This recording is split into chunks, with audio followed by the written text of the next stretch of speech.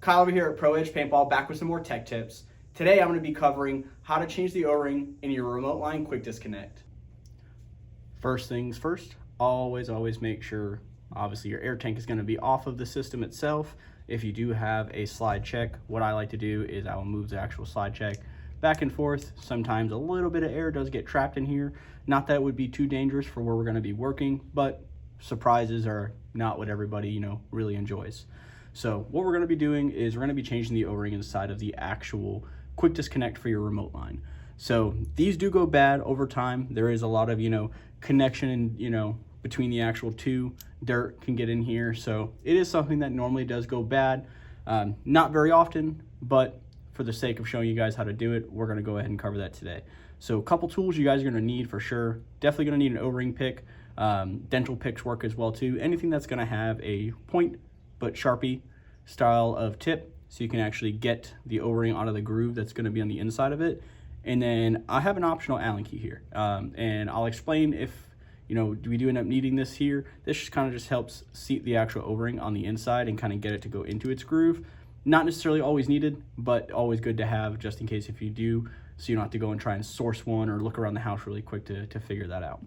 So what we're going to do, it's kind of hard to be see on camera here. I am working with a little limited of space, but the actual O-ring is going to be right here. So you can see the actual tip of the pick here. It's going to be right there. So what we're going to do is, the easiest way to do this, it doesn't matter if it's bad or not, is you're going to want to kind of get into it and then stab that actual O-ring. So it might take a couple tries in order to get right.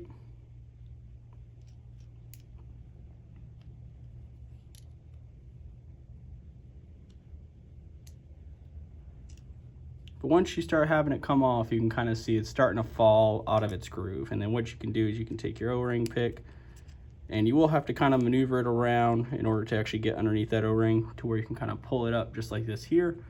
And then you'll pull out your bad O-ring. And then you can go ahead and set that off to the side. I immediately will take these and throw them across the room, so that way I don't have to deal with it or actually put the old one back in. So now that you have your new O-ring, so whether you are in this case right here, so a couple things that can happen or why you would need to replace this: your hose will leak, and it will actually leak between the male and female connections here. So that could either be a bad O-ring itself, like the one that we just replaced, or the O-ring itself can blow out. That is kind of a normal thing if you ever air your hose up without it being connected. That rushing air can pop it right out. You'll never find it. You just got to go get a new one and replace it. So always inspect to see and make sure that there is no O-ring in there. What I usually will do is I will take an actual, let me get this to focus first, guys. I'll take an O-ring pit and kind of put it in the groove, and you can kind of tug up and tug down on it, and you can feel the actual groove in there.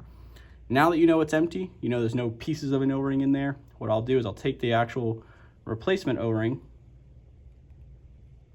slide that in there just like that. And then this is where the Allen key kind of comes into play. Because getting that O-ring to fully sit in its actual groove in there can be a bit of a pain, you're going to want to grab an Allen key, and what you'll do is you'll kind of gently push on the actual edges of the O-ring. So if this is the O-ring here inside, you'll kind of want to push down on the very inside edges of it, and then what's going to happen is it's going to snap itself into the actual groove on the inside of your remote. So we're going to go ahead and just finish that up now, get that into that groove for us.